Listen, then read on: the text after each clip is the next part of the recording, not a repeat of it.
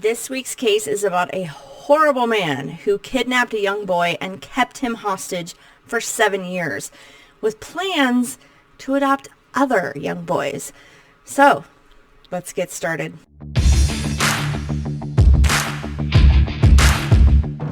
Hello everyone, my name is Brandy, and every Friday I bring you a true crime case or mystery with one or more of my fabulous felines. There is one up here, Billy's up here, there's one just off camera right here, and there's one on the chair right here, so hopefully more will show up later. If you are a returning subscriber, welcome back, my feline friend, and a big shout out to my feline fans for helping support this channel. Now, before we get into the case, I wanted to show you, we got the new merch in, the Fueled by True Crime Cats and Caffeine. It turned out very great. This is the hoodie. It has more of an aged look on it. I do really like it. And then here is the shirt that has more of the crisp look. So it turned out very well, and I'm very happy with it. So if you would like to go get yourself some merch, the link is in the description box down below. I'm sure there's some kind of sale going on right now, so they're always having sales. Otherwise, wait a week, another sale will happen. Okay, this case is like a roller coaster. There's bad, and then there's good, and then there's bad, and then there's good. I'm usually able to emotionally separate myself from cases, but sometimes a case will come along that just pisses you off. And this case is one of those, because it doesn't seem fair. I mean, just because the bad guy gets caught doesn't mean that his sentence matches his crime.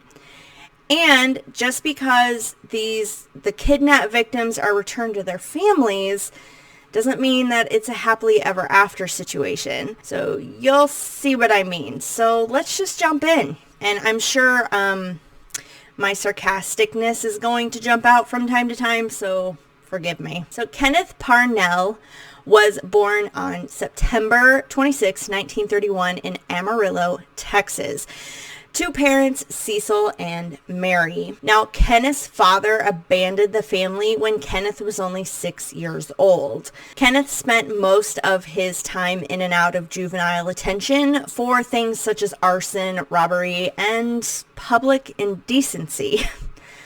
He also spent some time in some mental institutions as well. Now, Kenneth's mother had eventually remarried, and she relocated Kenneth and his new half-siblings to Bakersfield, California. While living in Bakersfield, Kenneth's mother opened a boarding house to earn money.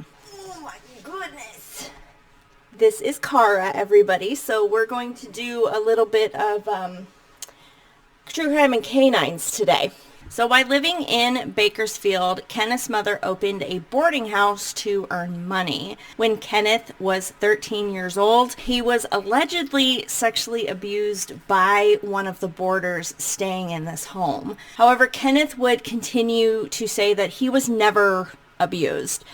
But apparently there was some record of something happening back then. Now at age 18, Kenneth met his first wife, Patsy, and they were married in 1950. In March of 1951, when Kenneth was 19 years old, he dressed up as a police officer and he lured a young boy alone and then sexually assaulted him. Kenneth was caught for this crime and he was sentenced to 4 years in prison. Kenneth stated that he assaulted the boy because his wife was pregnant at the time and he needed another outlet. Yeah, I'm sure that's the reason, you dick.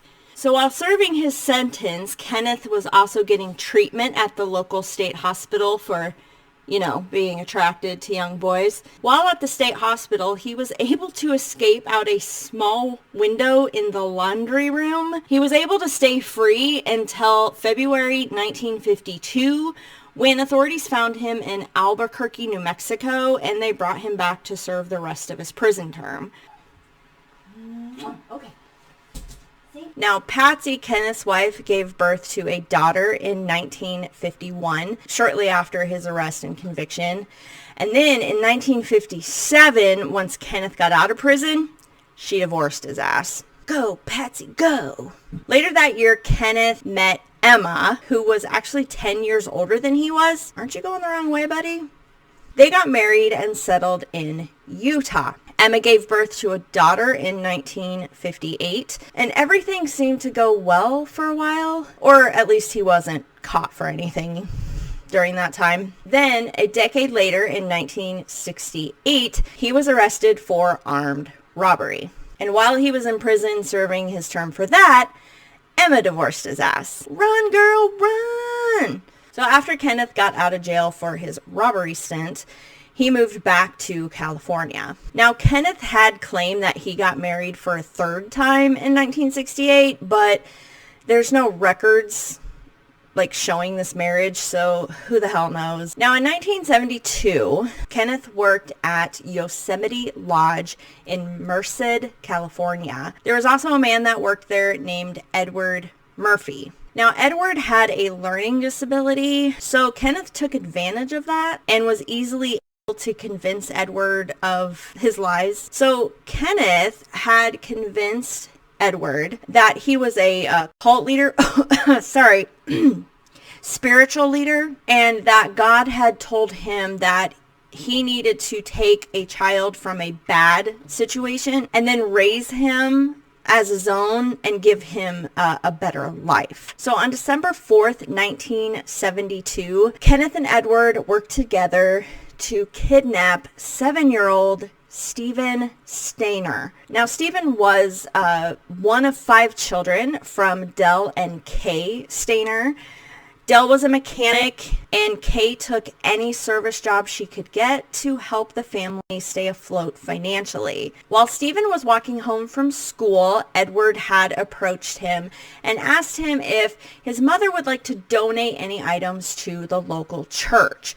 Now, Steven figured that his mother would like to do that, and Edward convinced the boy to hop in his car, and they would take him to his house to go get those things. So Steven got into the car, and behind the wheel was Kenneth. Instead of going to Steven's house, of course, Kenneth drove Steven up to the Yosemite Lodge and put Steven in a unrented cabin. Inside the cabin was a whole bunch of toys, so obviously Kenneth and Edward had been planning this for a while. Steven didn't seem very scared or anything, and he was distracted kind of by the toys at the time, and he spoke openly to Edward and Kenneth, about things. Steve had mentioned that they had money trouble and that he himself, Steven, had gotten in trouble recently for bad behavior by his parents. Well, Kenneth used this information to manipulate Steven and told the boy that his mom and dad couldn't afford to keep him anymore, that the family had too many mouths to feed,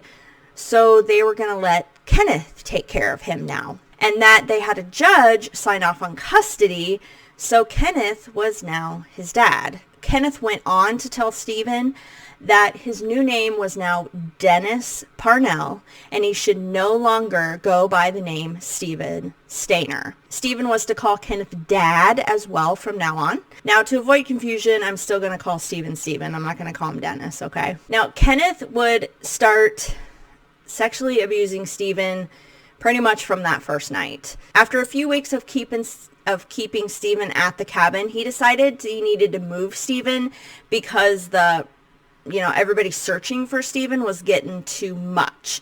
So he moved to Santa Rosa, California with Steven, and he left Edward behind. Now, Kenneth did enroll Steven in school, but he told Steven that he should never tell anyone of his true identity. After a few months, Steven got the courage to ask Kenneth about his family. And Kenneth told Steven that his dad had died and the rest of his family had actually moved from the area, so there was really no place for Steven to go. So for the next 7 years, Steven remained with Kenneth, and they moved around from place to place in Northern California to keep Steven from being recognized. Now, Steven was subjected to repeated sexual abuse, and Kenneth's attitude would go back and forth towards Steven, from where Kenneth was like physically beating him to where Kenneth would like spoil him rotten. But despite the constant moving and the abuse Steven was subjected to, Steven actually did really well in school, and he was allowed to have friends, and he had a lot of them. Now, during this time, Kenneth became involved with a woman named Barbara Matthias. Now, Barbara lived with Kenneth and Steven for about 18 months. Barbara was not only aware of what Kenneth was doing to Steven, she would actually participate a lot of the time. So, where do these people find each other? Now, by 1979, Steven was 14 years old, and they were living in Manchester, California. Kenneth was allowing Steven to drink, smoke, use drugs by this time. Steven was allowed to leave the house pretty much whenever he wanted, because by then, like, Steven was so brainwashed that Kenneth did not have one worry in the world about him. But now that Steven was older and reaching puberty, Kenneth wasn't attracted to him. His attraction was waning. So Kenneth decided that he needed a new boy to, quote, build the family. Now, Kenneth and Barbara actually went out and attempted to kidnap a young boy, but that attempt failed. Thank God. Now, sometime after that, Kenneth and Barbara split up and just went their separate ways. Tear. So Kenneth started enlisting the help of Steven to try and help him, nab another boy. Every time Kenneth instructed Steven, of the target and to go grab him, Steven could never successfully, grab the boy or grab the target. Something always happened where the boy slipped away. Kenneth would stop using Steven for this, as he thought he was incompetent, that he just couldn't do it. While later, Steven would admit that, every time he was instructed to grab somebody, he would purposely sabotage the attempt so the boy could run away. Good job, Steven. Now, Kenneth would end up asking this other teenager named Sean Porman, who was actually one of Steven's friends. Kenneth would ask him to help him go, nab a boy. Now, Kenneth would end up bribing Sean with, drugs and money. Sean reluctantly agreed after Kenneth then threatened him. So on February 14th, 1980, they kidnapped 5-year-old Timothy White right out of his front yard. Timothy was playing in the front yard of his house when Sean approached him and tried to entice him into Kenneth's car. Timothy refused, and he actually got up to run inside of his house, but Sean was able to grab him and force him into Kenneth's car, kicking, screaming, crying. Obviously, Timothy was putting up a fight. Now, once back at Kenneth's house, Kenneth had told Timothy that he was his new dad and that his new name would be Tommy, not Timothy. Timothy actually had platinum blonde hair, and Kenneth would then dye his hair brown to keep him from being recognized. Now, Steven was at school that day when this all went down. And when Steven got home, Kenneth then introduced Timothy to Steven as his new younger brother. Steven knew the fate that awaited this poor 5-year-old boy, and something in him just clicked. Steven worked over the next few weeks to earn the trust of this 5-year-old boy and to form a bond with him so he could save him. So a couple weeks later, on March 1st, 1980, Steven waited for Kenneth to go to work. Now, at the time, Kenneth worked the night shift at a local motel in Manchester. So once Kenneth was gone, Steven gathered up Timothy and walked a while, but then ended up hitchhiking with a truck driver all the way back to Ukiah, California, where Timothy was from. It was about 50 miles from Manchester. Now, Timothy could not remember his exact or his specific address. He was 5 years old. So Steven decided that he was going to just go to the police station. Steven took Timothy to the police station and tried to just have Timothy walk in the police station alone. But Timothy got scared and Steven ended up going in with him. Now the police immediately, pretty much recognized Timothy of this is the boy that was missing. But they thought Steven was either just like a juvenile delinquent or he was the actual kidnapper.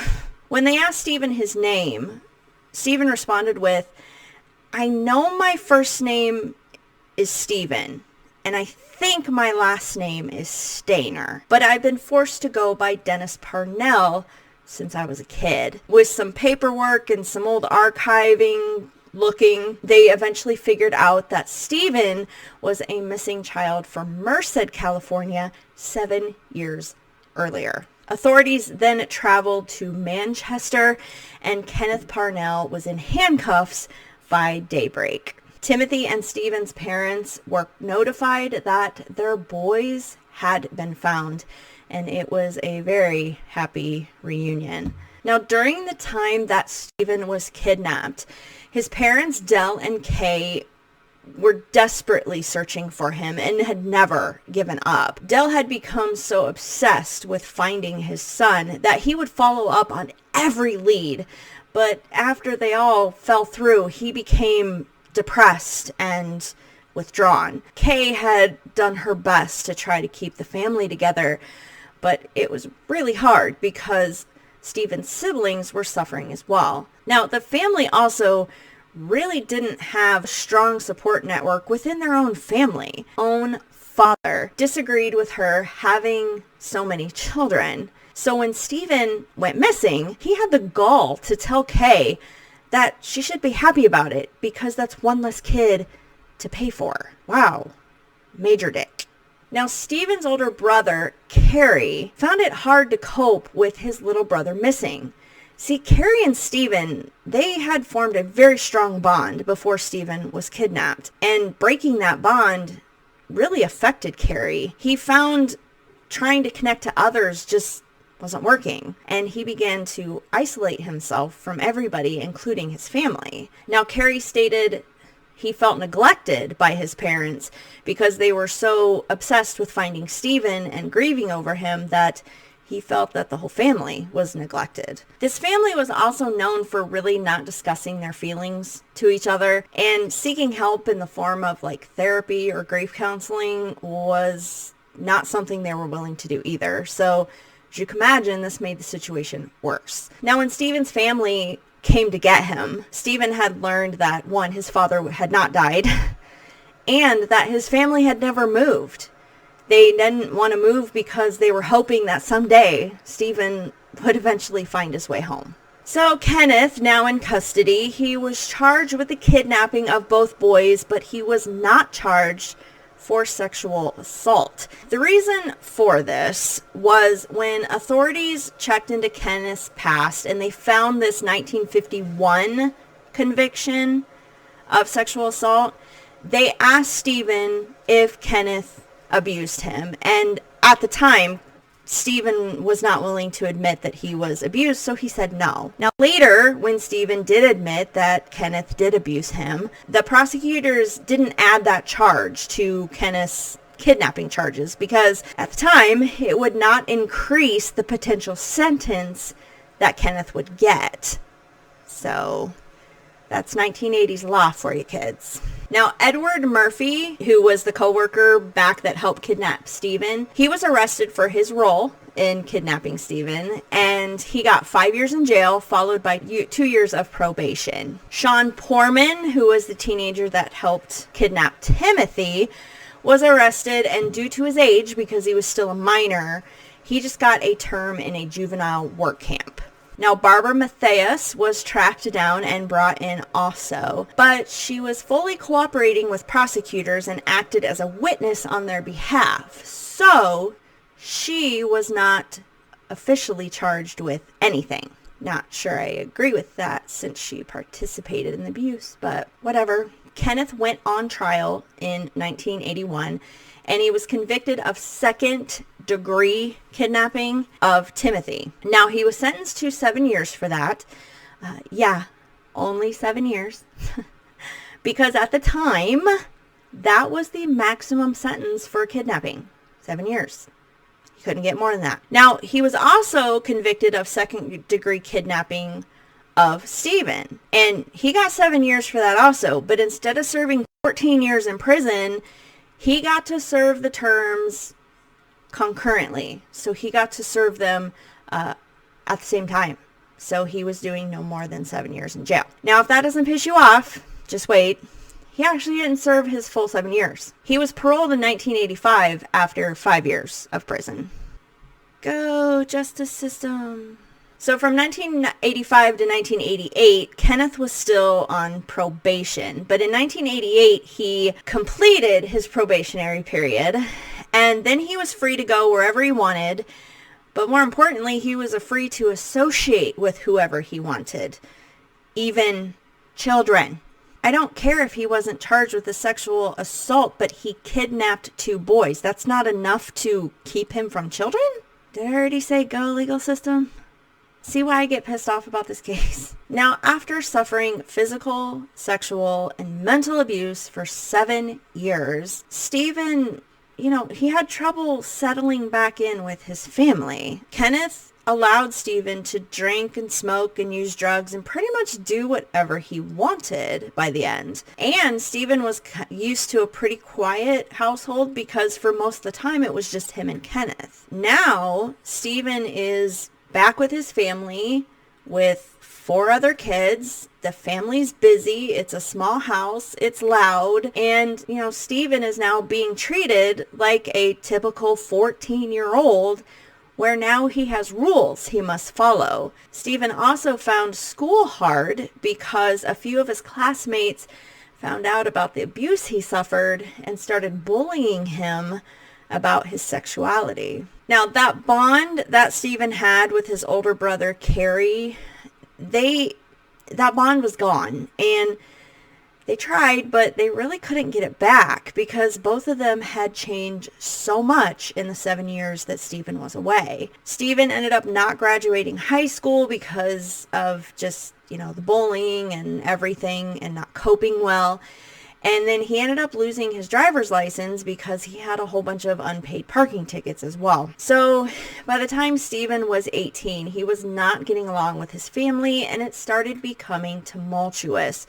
So his parents finally said, I think you need to move out. And Steven obliged. Now, Steven did start taking courses at a welding school in the hopes of getting a good job and putting all this trauma behind him. A couple years later, Steven met his wife, they got married, and they ended up having 2 beautiful children. So he was moving on and building this happy life for himself. Unfortunately, in 1989, Steven was riding his motorcycle home from work. A vehicle pulled out in front of him and he smashed into it head on.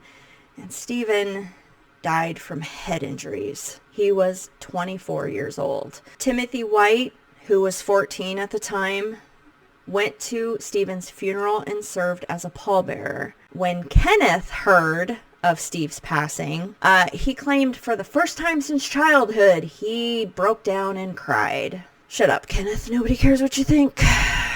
So speaking of Kenneth, what happened to Kenneth? Well, he didn't change. So in 2003, Kenneth was 71 years old, and he was suffering from diabetes, emphysema, and a couple years earlier, he had a stroke, which made him need 24-hour nursing care.